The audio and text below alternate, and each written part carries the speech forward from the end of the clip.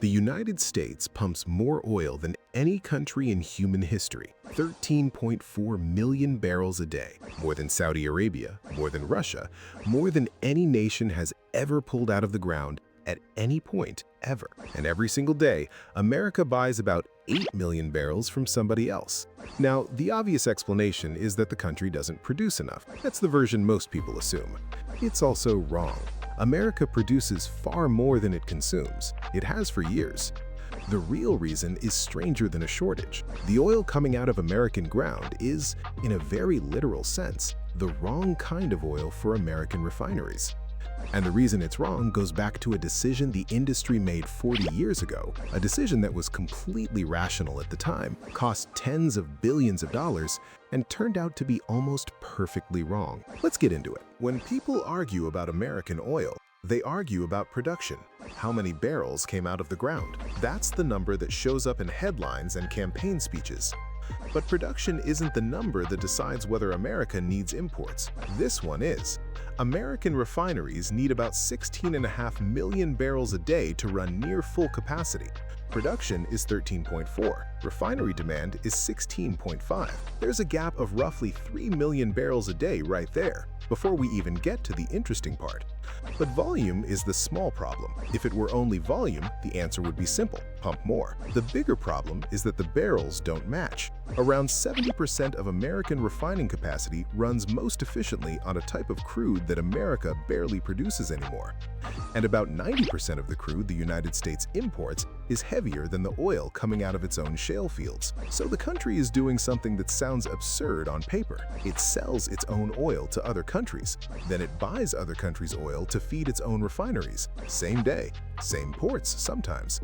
To understand why anyone would build a system like that, you need to understand that oil isn't one thing. Crude oil comes out of the ground in wildly different forms depending on where it came from and how it formed. Two things matter most. The first is weight, how thick it is. Light crude flows almost like cooking oil. Heavy crude moves like cold syrup. Thick, dense, slow. The second is sulfur content. The industry calls low sulfur crude sweet and high sulfur crude sour. Those names are literal, by the way.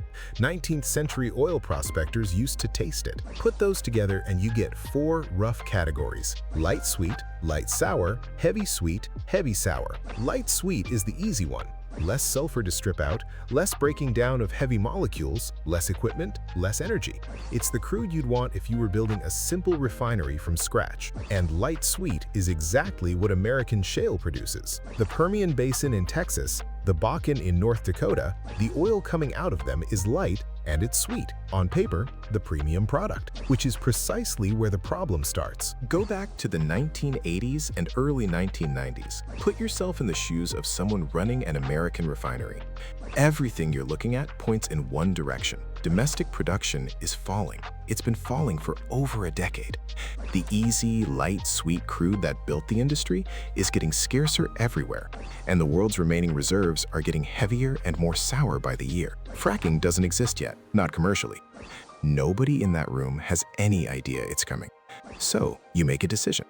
If the future is heavy and sour, you need to be able to process heavy and sour. Everyone else will be fighting over the shrinking supply of nice, easy crude.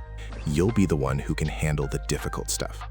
And here's the thing about difficult crude: it's cheaper. Heavy sour trades at a discount, precisely because it's harder to process.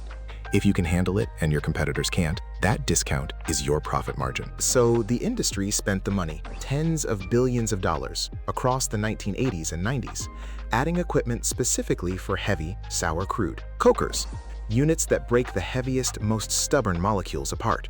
Hydrocrackers, desulfurization units to strip out all that sulfur. Complex, expensive machinery that a simple refinery doesn't need and can't afford. It worked. American refineries became some of the most sophisticated in the world.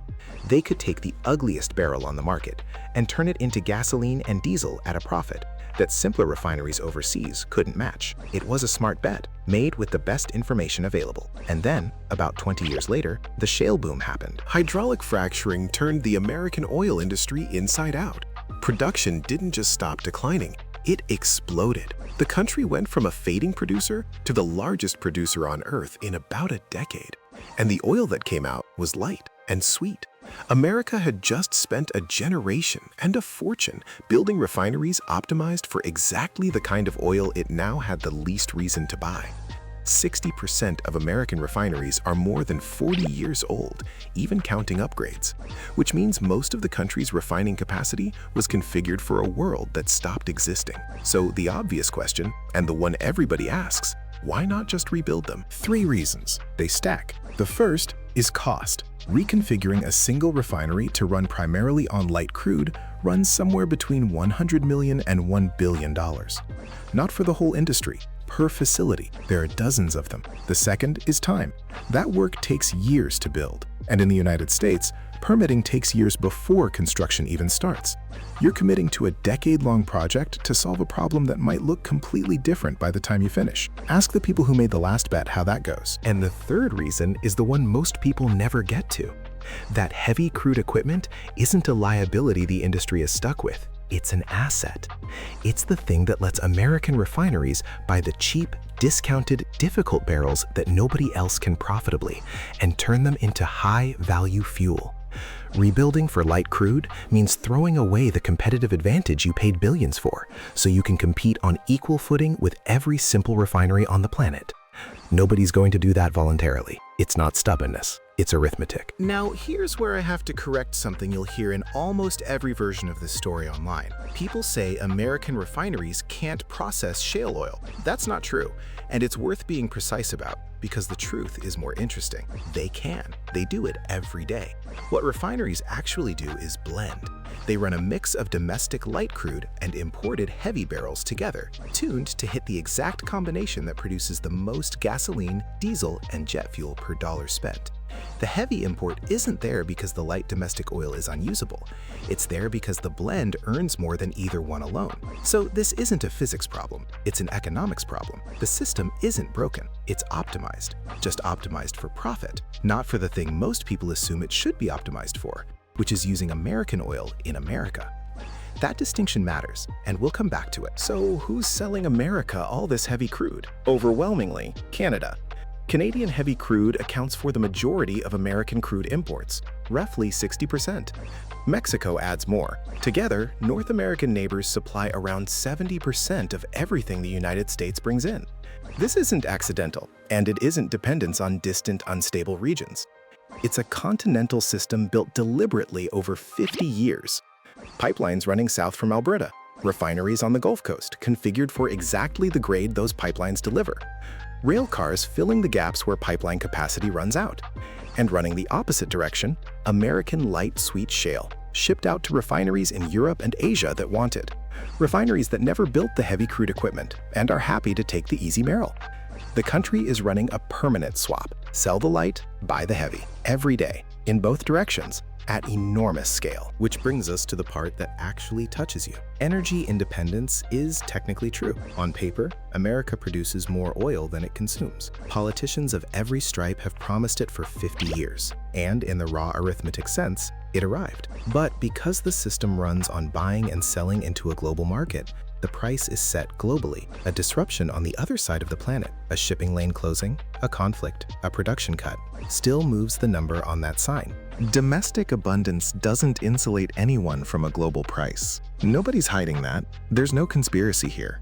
It's just what happens when a country's oil and that country's refineries were built for 2 different decades, and the cheapest available answer was to trade its way across the gap rather than rebuild. America didn't fail to become energy independent. It became energy independent and then found out that wasn't the same thing as being independent of everybody else's oil.